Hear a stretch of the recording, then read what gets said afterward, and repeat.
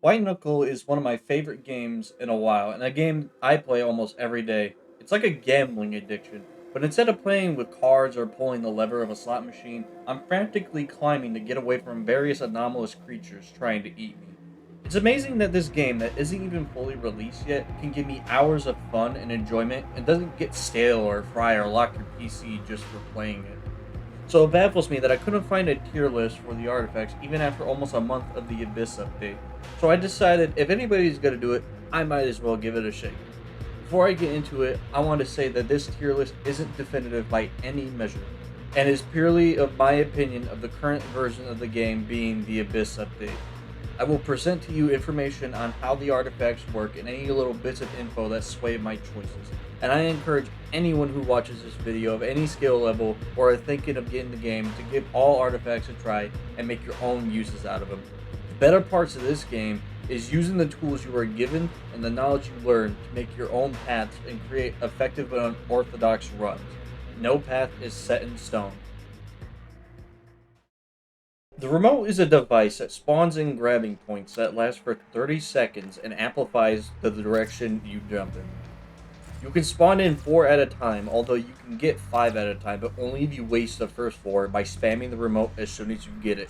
But at that point, you just wasted your entire artifact and you will have to wait for an individual recharge time of 20 seconds a charge, and they do not have their own cooldown. If you use one and then use another, you'll have to re-wait the 20 seconds. The remote can be put in your left or right slot for a quick creation of much needed grabbing points if you find yourself in need of one if you can't find one or you don't want to use any of your other items. The remote is a solid artifact, and with a little practice, you can even get across large gaps by bridging the grabbing points to get from tower to tower without touching the ground or other natural grabbing spots, or to get to those higher spots with no clear paths. Every time I see this artifact, I strongly lean towards it over most others because of its ability to close gaps, offer new paths, and has plenty of charges with short cooldowns, and making jumps while grabbing them launch you much further than normal. Once you get your hands on this, you'll never want to leave home without it, and because of that, I'm putting it in S tier.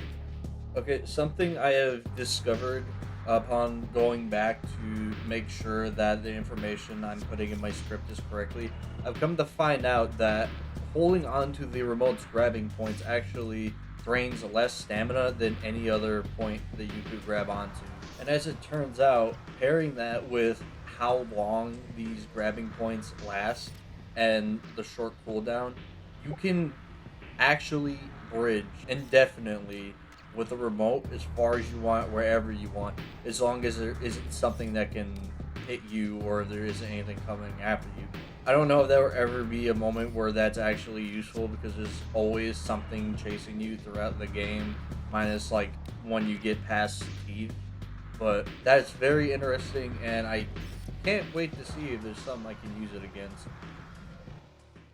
If you often act hastily or make frequent mistakes, or maybe you don't often make mistakes, but when you do, it's a major one, the timepiece is the mother of all safety nets.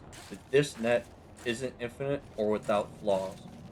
The timepiece will rewind your time following your path in reverse up to about 15 seconds before activation, but I have had shorter. And when this time, whatever that may be, is reached, you will stop moving and float in place, slowly descending. It does not rewind any other entities, and it offers no protection against entities or hazards. So if you collide with anything that would normally harm you, it won't save you. It has the charge of a full rotation of the hand on the watch, and it doesn't recharge, making the item completely useless. It will become only a burden on your encumbrance. You can put it in your left or right slots for a fast recovery from a bad jump or recover from a bad move, but other than that, it doesn't have much use in the little time you can use it, and when you can use it, it's inconsistent. I wish there was more I could say about this, but it's only a safety net, which is good for players who are prone to mistakes or just flat out aren't that good. But for higher skilled players, it's not worth bringing over the rest of the artifacts. I think the timepiece is the worst of the five, which lands it in D tier. The glove is an artifact that allows you to lessen your gravity, allowing you to jump higher than normal and fall slower, allowing you to use jump when climbing to get higher spots or jump further and fall slower to grab further out grabbing spots. As nice as this sounds, the glove unfortunately is one of the weaker artifacts in my opinion because of the major drawbacks keeping it from being too good. For starters, the glove on activation lasts at least 20 seconds before it, with no other warning than sparkles that appear halfway through the activation duration, deactivates. It takes 20 seconds to recharge. If you activate it off cooldown, it stays active for 10 seconds before going back on cooldown. And grabbing a ledge with the glove on your hand will pause the cooldown, potentially giving you longer than 20-second cooldowns before you get a measly 10-second charge. Another thing is when the glove is ready to be activated, you cannot grab anything before it's activated, meaning it's possible for an unlucky cooldown preventing you from grabbing something, causing you to fall to your death if you aren't ready for it. It should also be said you can't grab any items or have the effects of the grub on your hand with the glove, even with the hand that crushed the grub. That may sound really bad, but if you pair with perks that increase jump height, movement speed, climbing speed, and peripheral binding, you can get much more out of your 20 seconds that will make it being on cooldown matter a lot less.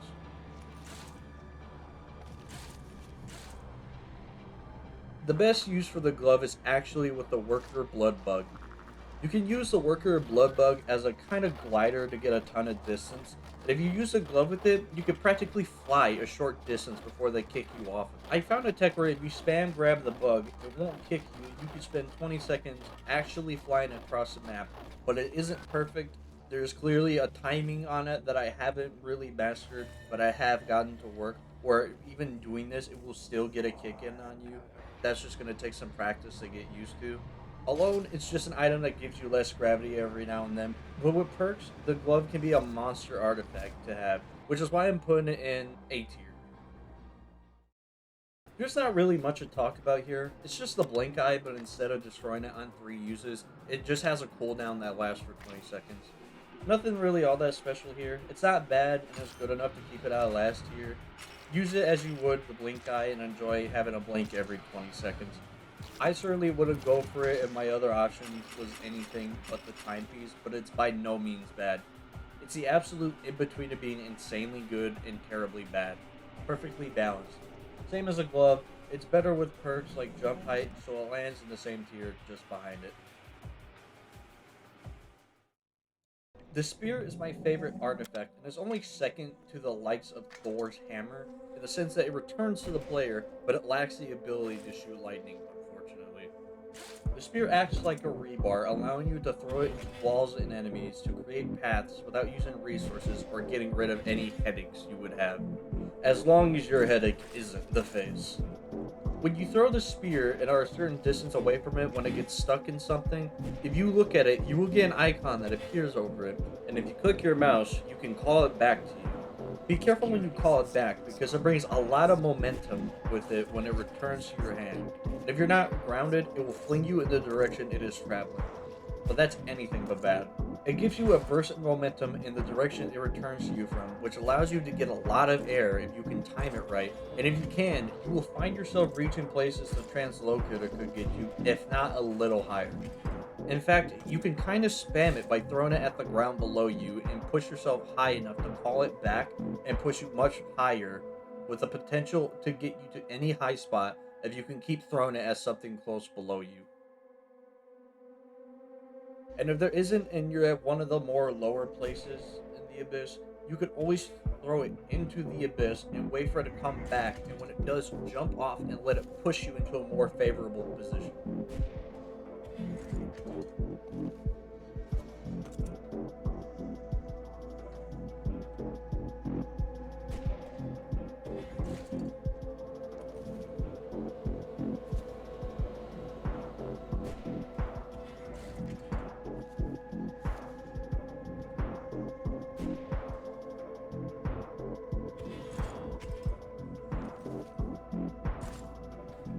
And the best part is that the spear has no cooldown whatsoever. You can play around with this artifact, but the only thing holding you back is yourself. Needless to say, it's amazing for whenever you run into the harpoon barnacles. The spear only has 2 downsides, with only one of them being detrimental to the usage of the spear. The least impactful downside is that you cannot put the spear in either of your slots, so you'll have to put it in and take it out of your inventory manually. The worst but easiest downside to avoid is the experimental perk Hidden Enthusiast, which prevents you from using the spear completely. Despite it not being a normal rebar in the entity prefabs in the cheat menu, the spear is named Rebar Return, so the perk seems to treat anything labeled as a rebar at all the same, meaning if you get this perk, you can't use it. That shouldn't matter all that much though, because if you've got perk luck like I do, 999 times out of 1,000, you'll get both perks being the ones that only last for a certain amount of time. I honestly think the spear's downsides are kind of non-existent because they range from nothing burger to just don't do it and it's all good. The spear is, at least in my eyes, all pros, with really only one con being not being able to put it in the slot. I think the spear is the best artifact, and I can't wait to see what else I can throw it at in the future, which lands it in S tier.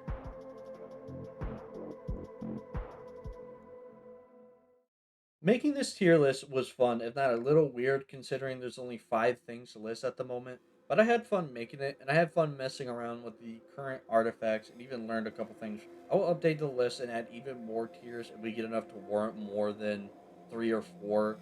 I hope you liked this video and that you learned something new, and hopefully you'll like the next video. I'm thinking of trying to do the Markiplier challenge, and I'm currently suffering trying to figure out how I'm going to do it because I can already see where my runs are going to end.